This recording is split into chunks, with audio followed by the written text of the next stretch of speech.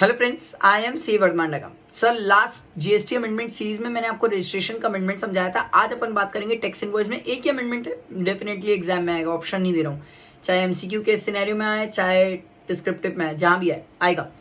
Sir, हम पढ़ के आए हैं, ध्यान से सुनना, 1 मिनट रुक के समझना। मैं सप्लायर, आप रिसिपिएंट, क्रिस्टल क्लियर। मैं इंश्योरेंस एजेंट, आप इंश्योरेंस कंपनी। याद है हम पढ़ के आए हैं सर, रिवर्स चार्ज की कहानी है। तो रिवर्स चार्ज में जीएसटी किसको देना है? इंश्योरेंस कंपनी को। Crystal clear. मैं एजेंट, छोटा आदमी हूँ सर, मैं तो जीएसटी में रजिस्टर्ड भी नहीं हूँ, तो मैं टैक्स इनवॉइस इशू नहीं कर सकता। रिवर्स चार्ज में पे कौन करेगा? इंश्योरेंस कंपनी पे करेगी। अब बात यह आती थी कि इनवॉइस कौन इशू करेगा? गवर्नमेंट ने क्रिस्टल क्लियर किया, इनवॉइस भी इंश्योरेंस कंपनी इशू करेगी। अब इंश्योरेंस कंपनी पूछी भाई कितने दिन में इनवॉइस इशू करना है?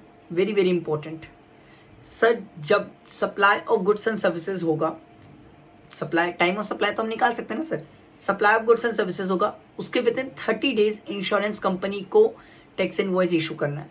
उसके बेसिस में वो क्रेडिट ले सकते हैं। Very very important, 30 days very important. ठीक है, तो ये एक टैक्स इनवॉइस चैप्टर में अमेंडमेंट था। मेरे को तो लगता है काफ़ी अच्छा अमेंडमेंट है, बहुत इंपॉर्टेंट है, एग्जाम पॉइंट ऑफ व्यू से तो बहुत है। ये अपनी जीएसटी की अमेंडमेंट सीरीज में थोड़ा सा ही बचा है, टैक्स इनवॉइस तक तो पहुंच गए।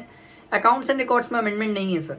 ठीक है, टैक्स इनवॉइस में एक और अमेंडमेंट है, ई वे बिल वाली, वो अच्छी अमेंडमेंट है, वो ही बताऊंगा।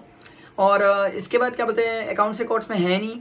फिर एक आध दो और छोटे छोटे अमेंडमेंट बचेंगे, उसके बाद अपना अमेंडमेंट जीएसटी की सीरीज खत्म हो जाएगी, फिर इनकम टैक्स में मूव करेंगे। ठीक है, लाइक करो, फ्रेंड्स को शेयर करो, साथ रहो, टैक्स में मेरे साथ रहो, बहुत मजा आएगा सर। ठीक, चलो, थैंक यू।